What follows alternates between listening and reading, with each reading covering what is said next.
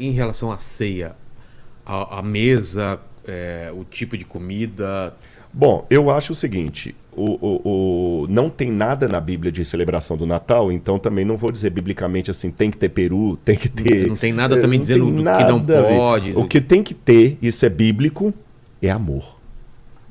Então o que eu digo é o seguinte, a receita da sua ceia é o seguinte, você não está com dinheiro para nada, compra umas coxinhas de frango ou asa de frango, compra aquelas asas de frango ali, uma linguicinha de frango, você entendeu? E se não der para comprar asinha de frango, faça o que der, reúna os seus filhos, sua família com muito amor e Deus vai abençoar você. Tenha muito amor, você entendeu? Esse não pode faltar na mesa, que as crianças cresçam num lar onde tenha amor. É interessante, hoje, antes de vir para cá, eu estou escrevendo vários livros ao mesmo tempo. Ah, é? Aliás, estou sabendo que o Vilela também está lançando um livro aí. Vamos fazer um merchan do seu, que eu achei interessante o título, a campanha viu? foi um sucesso. Ele está no programa dele, eu estou aqui, ó. Apesar que já acabou aqui, acabou, né, a campanha? A campanha, mas eu ano cheguei que vem... depois. ano que vem tá aqui, sai, ó. Olha aqui, ó. Rogério Vilela, olha. Esse anjo aqui na capa e tudo Eu trouxe um livro dessa grossura para ele aqui, eu não sei se ele leu. O Ceticismo da Fé. Mas então, o Vilela, eu estou escrevendo alguns livros, eu estou escrevendo os livros de religião, que usam nas escolas da rede adventista e em outras escolas não adventistas. E hoje eu estava escrevendo um capítulo sobre a felicidade e eu estava vendo uma pesquisa, a pesquisa mais duradoura de Harvard, que ela começou em 1930, na época da queda da Bolsa de Valores lá, esqueci o nome agora, gente. É aquela que é a mais longa da história. A mais longa da história, já tem 80 anos, não é isso? Quando teve lá a queda da Bolsa de Valores de Nova York, Chicago, muita gente suicidou, a Grande Depressão. A Grande Depressão, as pessoas ficavam sem rumos. Então Harvard começou naquela época uma pesquisa, na época só usou homens de longevidade, e já tem 80 anos, e agora estão fazendo com os netos, com os filhos, e a pesquisa revelou uma coisa muito simples.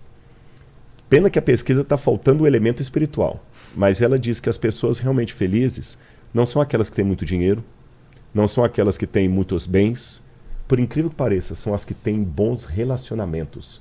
E uma base de relacionamento. E fica mais tempo casado, mais tempo no casamento, filhos que crescem num lar onde o pai ama a mãe ama o pai, são mais felizes do que filhos que crescem num lar. E essa pesquisa alertou que ao longo desses 80 anos que a pesquisa já luta, por causa do consumismo, o americano está trabalhando muito mais do que no passado. É claro. É uma contradição, porque numa época que temos celular, temos internet, temos a velocidade, tudo mais rápido, carro, era para nós estarmos trabalhando menos. Nós estamos trabalhando mais do que os nossos ancestrais de 50, de 80, de 100 anos atrás. O que explica a ansiedade. Ansiedade, transtorno de ansiedade. Aquele autor, não sei se você já até trouxe aqui Análise da Inteligência de Cristo.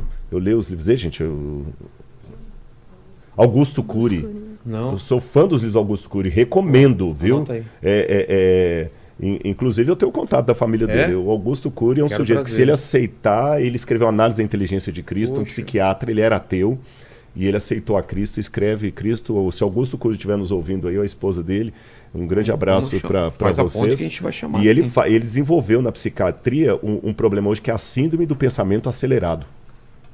A síndrome do pensamento acelerado. Nós temos que estar o tempo todo, assim, velocidade, é carro, é muita coisa e tudo. Nós não estamos tendo tempo para descansar. Nós estamos ocupados demais com coisas importantes e não temos tempo para aquilo que é essencial. Então, nesse mundo tão conturbado, a gente precisa voltar às raízes do não consumismo.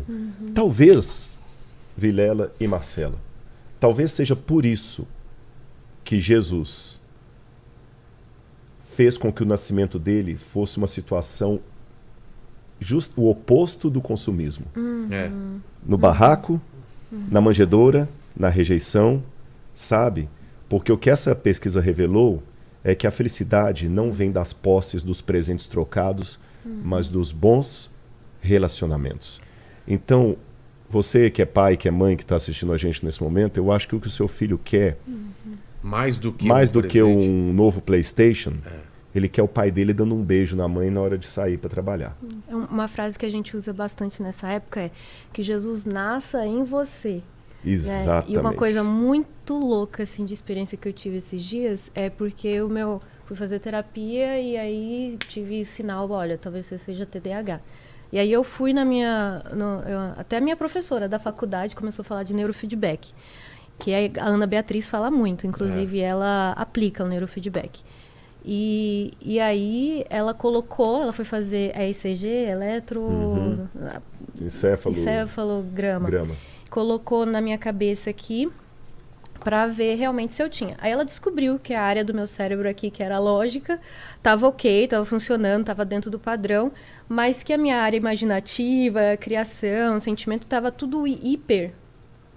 Então, e aí aqui no meio da cabeça, que agora não vou lembrar o nome, que é os nomes técnicos aqui, eles dizem que as nossas partes do nosso cérebro são criadas em pares. Então eles precisam se comunicar. Mas como esse aqui, meu lado, estava muito hiperativo, o meu lógico não estava conseguindo se conectar com ele como deveria. Na verdade, o meu lógico estava ok. Não estava também assim com problema, mas esse estava muito hiperativo. É como um carro com os pneus não calibrados na mesma área. Aí eu descobri o porquê que eu estava tendo excesso de sonho, porque minha mente não desligava à noite e pensamentos intrusivos. Porque eu falava, gente, eu sou uma pessoa que ora e tal, não sei o quê, porque algumas coisas estão acontecendo comigo. E aí a gente vai pro físico mesmo, que é o que a gente está falando. Existem as coisas físicas, existem as coisas espirituais, e essas coisas se encontram. E aí ela me propôs o neurofeedback, ó, ao invés de você tomar remédio e tal, pesquisas mais recentes dizem que o remédio para TDAH ele vai causar outros efeitos como depressão e tudo mais, vamos fazer o neurofeedback. E aí eu fui para minha primeira sessão de neurofeedback, aí ela colocou os elétrons lá tudo de novo e falou, ó, aqui tem 2 chamas aqui na tela, e essas chamas estão ligadas com o que você pensa. Eu quero que você... Ela não me deu muitas dicas do que eu deveria relaxar, deveria pensar, deveria fazer uma conta de matemática para acionar o meu lógico. Ela falou, não, tenta subir essa chama. Eu falei, como que eu vou subir a chama? Né? Eu fiquei lá mentalizando, sobe chama, nada. Aí ela diminuía.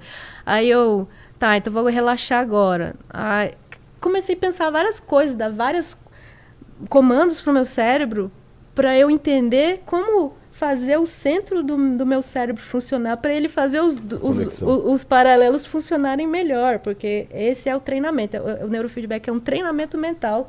E aí alguns dizem que em 4 meses, se eu fizer isso constantemente, aí o que está desequilibrado começa a equilibrar conforme o que ela programa lá para mim. Então ela vai me dando testes para o meu cérebro ficar meio que assim, treinando.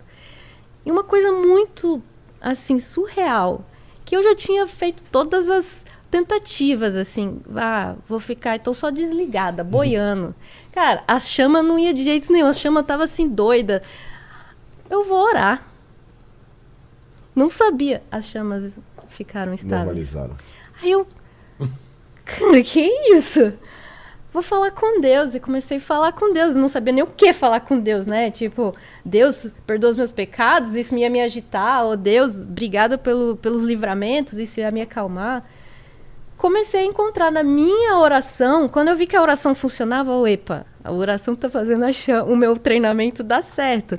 Aí eu vou começar, então, confiar. Quando eu comecei a guerrear na minha oração, quando eu comecei tudo... Aí eu comecei a confiar e lembrar de Jesus, o que ele significava na minha vida. E aquilo, cara, trouxe um equilíbrio entre a minha razão, a minha lógica e a minha imaginação e os meus sentimentos. E foi muito louco, porque ela não é cristã e ela foi me querer um feedback do que eu achei que realmente fazia essa chama subir. E eu falei assim, olha, eu não sei se você acredita e tudo mais, mas eu sei que você está ensinando a gente na faculdade que religião é importante, que todos deveriam, inclusive, ter uma, porque a psicologia já apoia essa ideia de que pessoas que têm uma religião, que tentam essa busca, que meditam, a palavra de Deus, inclusive, fala, medita na minha palavra, a Bíblia já fala de meditação também há muitos anos. Quando a gente entra nesse estado, a gente entra num estado de equilíbrio mental. Então, Jesus, ele precisa nascer dentro da gente em todos os sentidos mesmo, porque existe um sistema dentro aqui do nosso cérebro em si, não é só nos nossos sentimentos do que eu sinto, então não é almático, não está no campo da alma ou só do espiritual, ele está no nosso cérebro. Jesus, ele tem que nascer no nosso cérebro. Santo Agostinho falava isso, ele escreveu vários comentários bíblicos e comentário ao Evangelho de Mateus, ele falava, De nada adianta Jesus nascer 1000 vezes em Belém se ele não nascer diariamente no nosso coração. E coração é totalmente poético, porque coração Sim. bombeia sangue. Sim, com certeza. Ele está dizendo na nossa consciência. Com certeza, claro. Com certeza. Com certeza. Lênin.